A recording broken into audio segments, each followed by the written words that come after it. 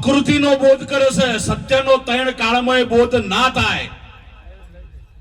સત્યનો ત્રણ કાળમાં બોધ થાય અને કોઈ સત્યનો બોધ કરતું હોય તો કાલ સવારે હું એના પગ પકડી લઉં.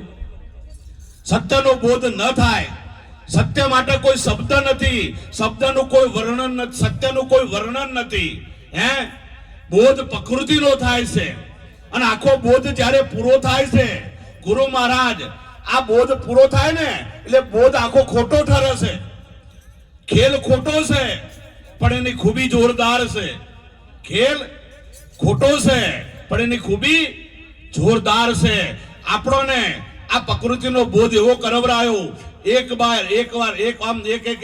કરીને તમને સ્ટેપ બાય સ્ટેપ આતું નહીં એમ કરતા કરતા સત્ય પ્રગટ થઈ ગયું. બહારથી આવ્યું દૂધમાંથી જ ઘી આવ્યું, બહારથી આવે એમ તમારામાંથી જ સત્ય પ્રગટ થઈ ગયું. ગુરુ મહારાજે બહારથી લાઈન તમારામાં નોખ્યો.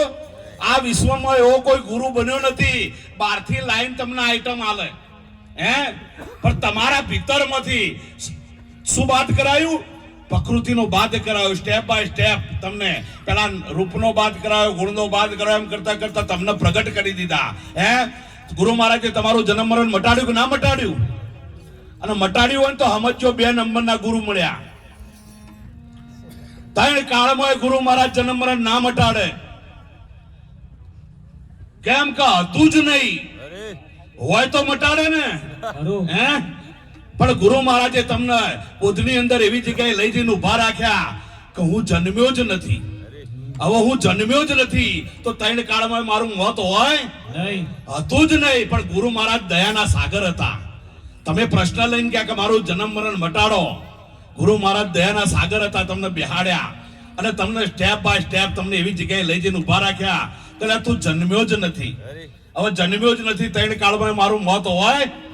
હા, ગુરુ મહારાજે તમને ભગવાનની ઓળખાણ કરાય કે ના કરાય? જો ભગવાનની ઓળખાણ કરાય હોય તો સમજવાનું હજી 2 નંબરના ગુરુ મળ્યા.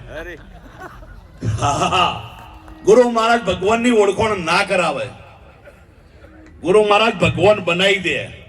અમારા પુરાણ મહારાજ હમણાં બોલ્યા હતા, કૂતરું ઘુસન તો ભગવાન થઈને બહાર આવે. બોલ્યા હતા ને પુરાણ મહારાજ. આ ભગવાન ગુરુ મહારાજ તમને ભગવાન બનાવી દે. ગુરુ મહારાજ સેજ પણ ઓછું રાખે.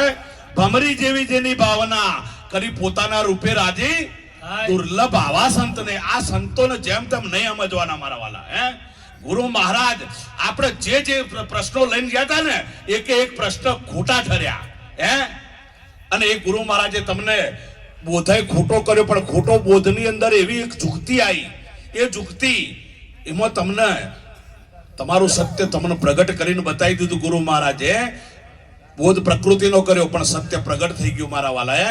આવું ગુરુ મહારાજનું જ્ઞાન છે. આટલું બોલી મારી વાતને વિરામ આપું. કદાચ બોલવામાં કોઈ શબ્દની સ્થિતિ થઈ હોય તો મને બાળક સમજી માફ કરજો. બધાને કોટી કોટી વંદન સાથે જય ગુરુ મહારાજ.